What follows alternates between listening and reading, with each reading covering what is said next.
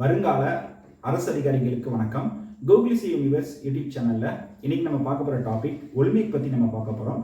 ஒலிம்பிக்கில் ஒரே ஒரு பகுதி மட்டும் தான் நம்ம பார்க்க போகிறோம். அது என்னன்னா, அடுத்தடுத்த ஒலிம்பிக் போட்டிகள் எங்கே நடக்க போகுது, இதுக்கு முன்னாடி ஒலிம்பிக் போட்டிகள் எங்கே நடந்திருக்கு, இந்த பிளேஸ் வந்து நம்மளுடைய போட்டித் தேர்வுகளில், அதாவது விளையாட்டுன்ற பிரிவில் பார்த்தீங்கன்னா ஒரு கொஷின் மேக்ஸிமம் கேட்குறாங்க.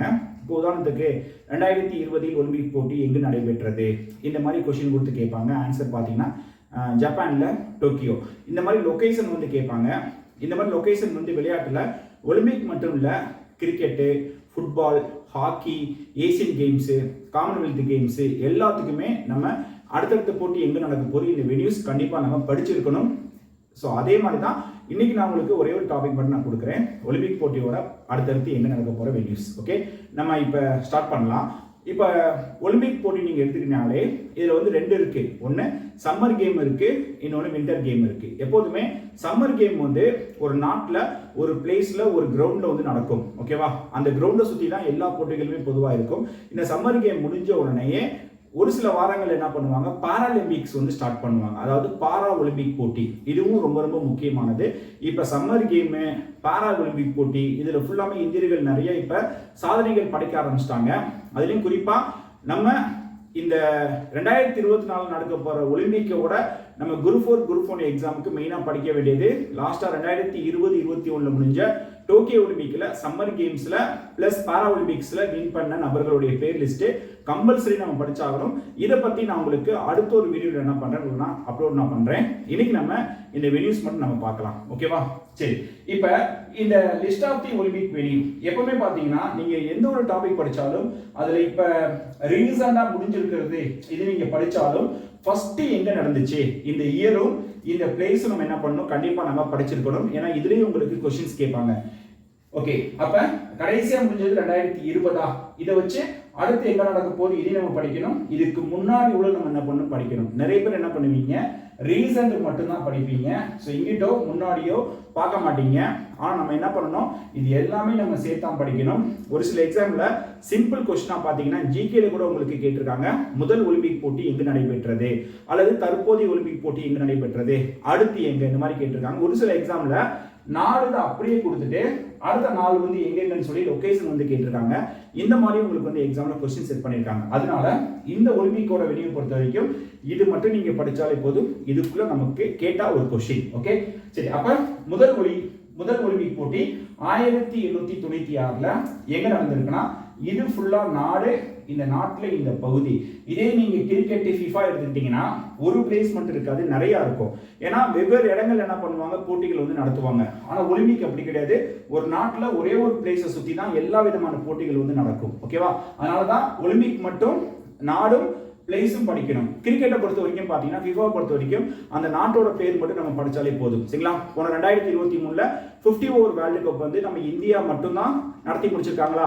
லாஸ்டா முடிஞ்ச ஃபிஃபா உலகக்கோப்பை கால்பந்து போட்டி 2022 கத்தார் வந்து நடத்தி முடிச்சிருப்பாங்க.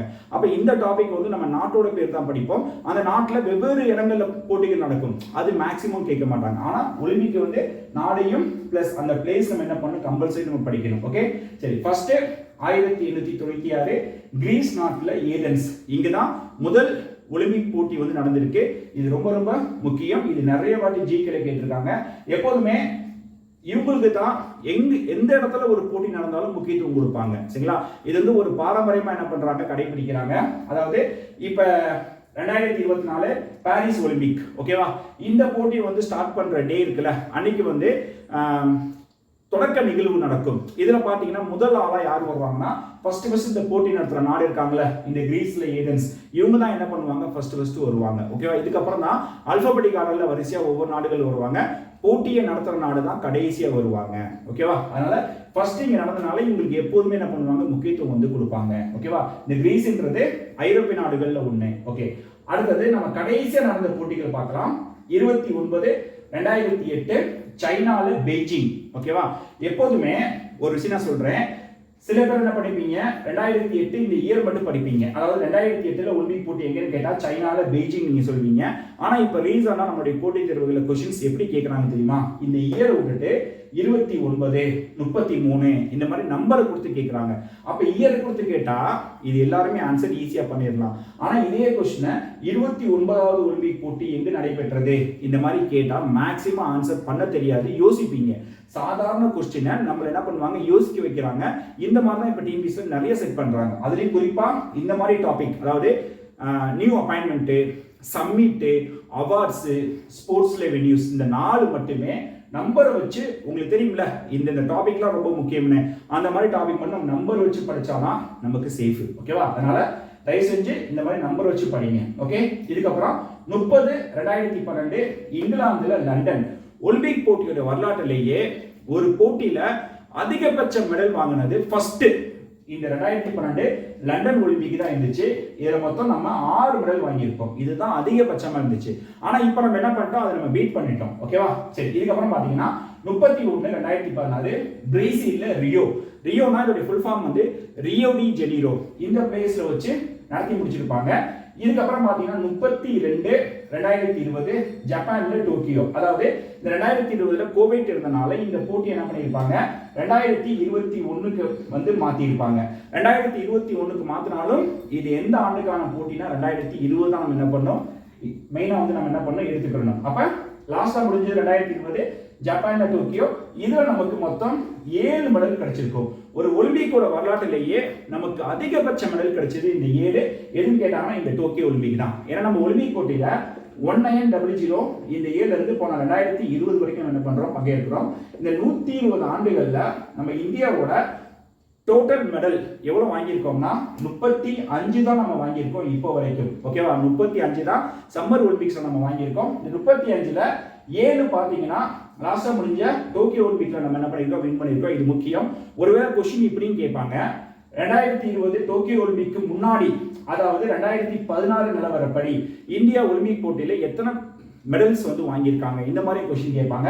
அப்ப இந்த 35ல 7 லெஸ் பண்ணீங்கன்னா எத்தனை வரும் 28. இந்த மாதிரி கொஸ்டின் கேட்கறதுக்கு உங்களுக்கு வாய்ப்பு இருக்கு. டோக்கியோவுக்கு முன்னாடி வரைக்கும் இந்தியாவோட டோட்டல் மெடல், அதாவது கோல்டு, சில்வர், பிரான்ஸ் 3 சேர்த்து எவ்வளோ, இப்படியும் கொஸ்டின் உங்களுக்கு செட் பண்ணுவாங்க. ஓகேவா? சரி, இதுக்கப்புறம் நம்ம அடுத்து பார்க்க போறது, இப்போ வரைக்கும் ஒலிம்பிக் போட்டி முடிஞ்சிருச்சா, இனிமேல் அடுத்தடுத்து எங்க நடக்க போகுது. ஏன் வந்து இதெல்லாம் முன்கூட்டியே அறிவிக்கிறாங்கன்னா இந்த போட்டி நடத்துறது வந்து சாதாரண விஷயம் கிடையாதுப்பா. ஓகேவா? என்ன ரீசன்னா ஒரு ஒலிம்பிக் சிட்டி என்ன பண்ண உருவாக்கணும். இதற்காக தனி ஒரு பகுதியை வந்து கிரியேட் பண்ணி பக்காவா செட் பண்ணுவாங்க. அதனாலதான் என்ன பண்ணுவாங்க, இவங்களுக்கு வந்து கால அவகாசம் கொடுப்பாங்க, முன்கூட்டியே வந்து அறிவிப்பாங்க. சரிங்களா? ஓகே, 33/2024 எங்க நடக்க போகுதுன்னா பிரான்ஸ்ல பாரிஸ். அப்ப இந்த வருஷம் நடக்க போற ஒலிம்பிக் போட்டி 2024 எத்தனாவது சீரீஸ்னா 33 பாரிஸ் ஒலிம்பிக். ஓகேவா? பாரிஸ்ல இந்த போட்டி வந்து இந்த வருஷம் நடத்த போறாங்க. சோ இது நமக்கு குரூப் 4ஓட அடுத்து வரப்போற குரூப் 1 அண்ட் குரூப் 2 இதுக்கு தான் நமக்கு மெயினா யூஸ் ஆகும். நம்ம குரூப் 4க்கு படிக்க வேண்டியது இந்த 2020க்கான ஒலிம்பிக்ல அச்சீவ் பண்ண இந்த 7 பேர். இதை நான் உங்களுக்கு தனியா ஒரு டாபிக்ஸ் என்ன பண்றேன் எடுத்து நான் தரேன். ஓகே, இது முக்கியம். 2024 இதுக்கப்புறம் பாத்தீங்கன்னா 34வது ஒலிம்பிக் போட்டி 2028 அமெரிக்கால லாஸ் ஏஞ்சல்ஸ். இங்க தான் பாத்தீங்கன்னா அடுத்த போட்டி வந்து நடக்க போகுது 2028. இந்த போட்டியில பாத்தீங்கன்னா கிரிக்கெட் போட்டி இதுக்குள்ள கேம் இருக்குல்ல கிரிக்கெட், இதை வந்து ஆட் பண்ற மாதிரி இருக்காங்க. கிட்டத்தட்ட உறுதி மாதிரி தான். ஓகேவா? 2028 லாஸ் ஏஞ்சல்ஸ் ஒலிம்பிக் போட்டியில கிரிக்கெட் வந்து ஆட் பண்றாங்க. இதுக்கு அடுத்தது 35வது ஒலிம்பிக் போட்டி 2032 எந்த நாடு நடத்த போறாங்கன்னா ஆஸ்திரேலியால பிரிஸ்பேன். இவங்க தான் இந்த போட்டியை வந்து நடத்த போறாங்க மெயினா. ஓகேவா? இது எப்ப அறிவிச்சாங்கன்னா போன 2020 டோக்கியோ ஒலிம்பிக் முடிஞ்சு பாத்தீங்களா, இந்த போட்டி முடிஞ்சப்ப என்ன பண்ணிருப்பாங்க, இந்த ஆஸ்திரேலியா பிரிஸ்பேன் என்ன பண்ணிருப்பாங்க அறிவிச்சிருப்பாங்க. ஓகே, இது எல்லாமே ரொம்ப ரொம்ப முக்கியம். ஓகேவா? அப்ப ஃபர்ஸ்ட் கேட்டா சோ கிரீஸ் ஏதென்ஸ், இதுக்கப்புறம் 2008 எடுத்துக்கிட்டீங்கன்னா சோ சைனால பெய்ஜிங், 2012 எடுத்துக்கிட்டீங்கன்னா இங்கிலாந்துல லண்டன், 2016 எடுத்துக்கிட்டீங்கன்னா பிரேசில்ல ரியோ டி ஜெனீரோ, 2020 நீங்க எடுத்துக்கிட்டீங்கன்னா ஜப்பான்ல டோக்கியோ, 2024 எடுத்துக்கிட்டா பிரான்ஸ்ல பாரிஸ், 2028 எடுத்துக்கிட்டா அமெரிக்கால லாஸ் ஏஞ்சல்ஸ், 2032 ஆஸ்திரேலியால பிரிஸ்பேன். ஓகேவா? அவ்வளவுதான். இது அப்படியே மனப்பாடம் பண்ணுங்க. இதுக்குள்ள ஒரு क्वेश्चन சிம்பிளா வரக்கு வாய்ப்பு இருக்கு. நிறைய எக்ஸாம்ல கேட்டிருக்காங்க. அதனால தான் இந்த டாபிக் நான் தனியா நான் எடுத்துறேன். ஒலிம்பிக்ன்றது ரொம்ப பெருசு. நான் அடுத்தடுத்து நான் என்ன பண்றேன், நான் நிறைய விஷயங்கள் இதில் அப்டேட் நான் பண்றேன். ஓகேவா? சரி, இப்போ நம்ம அடுத்து பார்க்க போறது 36/2036. 2036 இந்த போட்டியை யார் நடத்த போறா, அப்ப எப்ப அறிவிப்பாங்க நீங்களே யோசிங்க. இந்த 2024 பாரிஸ் ஒலிம்பிக் முடியுது பாத்தீங்களா, முடியிறப்ப யாரு சொல்லுவாங்கன்னா ஐஓசி இன்டர்நேஷனல் ஒலிம்பிக் கமிட்டி. சரிங்களா? ஐஓசி இன்டர்நேஷனல் ஒலிம்பிக் கமிட்டி இவங்க தான் என்ன பண்ணுவாங்க, அறிவிப்பாங்க. ஓகேவா? இந்த ஐஓசியில் கூட பாத்தீங்கன்னா ஒரு இந்தியன் கூட மெம்பரா இருக்காங்க. ஒரு இந்தியன், அதாவது ஒரு உறுப்பினரா. ஓகேவா? சர்வதேச ஒலிம்பிக் கமிட்டியில் உறுப்பினராக உள்ள ஒரே இந்தியர், அது ஒரு பெண். யாருன்னா நீட்டா அம்பானி. இந்த கொஸ்டின் டிஎன்பிஎஸ்சி எனக்கு தெரிஞ்சு ஒரு 2-3 வாட்டி என்ன பண்ணியிருக்காங்க, கொஸ்டினா கேட்டிருக்காங்க. ஸோ நீட்டா அம்பானி அந்த இந்தியன் ஐஓசியில் வந்து ஒரு உறுப்பினராக இருக்காங்க. ஏன்னா ஒரே ஒரு நபர் தான். இதே மாதிரி இது வந்து இன்டர்நேஷனல். இது இந்த அமைப்பு சார்பில் ஒவ்வொரு நாட்டிலையும் பார்த்தீங்கன்னா ஒரு டீம் இருப்பாங்க. நம்ம ஊரில் பார்த்தீங்கன்னா இந்தியன் ஐஓஏன்னு சொல்லுவாங்க, இந்தியன் ஒலிம்பிக் அசோசியேஷன். சரிங்களா? இந்தியன் ஒலிம்பிக் அசோசியேஷன் இது வந்து நம்ம இந்தியாவில் இருக்கிற டீம். ஓகேவா? இப்போ கிரிக்கெட்னா ஐசிசி இருக்குல்ல, நம்ம இந்தியானா பிசிசி இருக்கா, அதே மாதிரி தான் ஒலிம்பிக் வந்து ஐஓசி, நம்ம ஊர்ல ஐஓஏ, இந்தியன் ஒலிம்பிக் அசோசியேஷன். இந்த அமைப்போட தலைவர், இது லாஸ்டா ஜெயிலர் எக்ஸாம்ல கூட இந்த கொஸ்டின் கேட்டிருப்பாங்க, இந்திய ஒலிம்பிக் சங்கத்தின் தற்போதைய தலைவர் யார்? ஸோ பிடி உஷா இருக்காங்கல்ல, பிடி உஷா முதல் பெண் தலைவராக இருக்காங்க. இந்த கொஸ்டின் ஏற்கனவே கேட்டாச்சு, இருந்தாலும் திரும்ப கேட்க வாய்ப்பு இருக்கு, நல்லா படிச்சுக்கோங்க. ஓகேவா? பிடி உஷா இவங்க பொதுவாக அழைக்கிறது தங்கமங்கை பயோலி எக்ஸ்பிரஸ். ஏன்னா இவங்க கேரளாக்காரங்க. இப்போ ராஜ்யசபால கூட பார்த்தீங்கன்னா நியமன உறுப்பினராக பிரசிடென்ட் வந்து ஒரு 12 பேரை நியமனம் பண்ணுவாங்களா, அந்த 12 பேர்ல பிடி உஷா ஒரு எம்பியா வந்து இருக்காங்க இப்போ வரைக்கும். ஓகே, சரி, இது வரைக்கும் நான் சொல்லிட்டேன். இப்போ 2036 அடுத்த போட்டியை யார் நடத்த போறா, இதை யார் அறிவிப்பாங்க? ஐஓசி தான் சொல்லுவாங்க. இது வந்து கண்டிப்பா நிறைய நாடுகள் லிஸ்ட்ல இருப்பாங்க. அதுல நம்ம இந்தியாவும் இருக்காங்க. நம்ம இந்தியா 2032 கேட்டாங்க, ஆனா நமக்கு அந்த வாய்ப்பு கிடைக்கல. இப்ப மீண்டும் 2036 கேட்டிருக்காங்க. 36ல என்ன பிளேஸ் நம்ம செலக்ட் பண்ணிருக்கோம்னா குஜராத்ல அகமதாபாத். ஓகேவா? ஒருவேளை கேட்கலாம், இந்தியா எந்த இடத்தை தேர்வு பண்ணியிருக்காங்க? குஜராத்ல அகமதாபாத். இதை வந்து யார் கன்ஃபார்ம் பண்ணுவா? ஐஓசி தான் கன்ஃபார்ம் பண்ணுவாங்க. இந்த 2024 போட்டி முடிகிற கடைசி நாளில் வந்து சொல்லுவாங்க. ஓகேவா? ஆனால் நம்ம இந்தியா லிஸ்ட்ல இருக்கோம். சப்போஸ் பிளேஸ் கேட்டா குஜராத்ல அகமதாபாத். இந்த அகமதாபாத் வந்து இந்தியாவோட பாரம்பரிய நகரம், இந்தியாஸ் ஃபர்ஸ்ட் ஹெரிட்டேஜ் சிட்டி. 2017ல யுனெஸ்கோ வந்து அறிவிச்சிருப்பாங்க. அகமதாபாத் டு மும்பை இடையே புல்லட் ட்ரெயினும் கொண்டு வர போறாங்க. ஓகேவா? அப்புறம் இப்போ வரைக்கும் அகமதாபாத் 2 சொல்லியிருக்காங்க. அடுத்தது பாத்தீங்கன்னா வேர்ல்டு லார்ஜஸ்ட் கிரிக்கெட் ஸ்டேடியம், உலகிலேயே மிகப்பெரிய கிரிக்கெட் மைதானம் நரேந்திர மோடி ஸ்டேடியம் எங்க இருக்குன்னா அதுவும் குஜராத்ல அகமதாபாத்ல இருக்கு. இன்னைக்கு நம்பர் 1 கிரிக்கெட் மைதானம், உலக அளவில் பெருசு.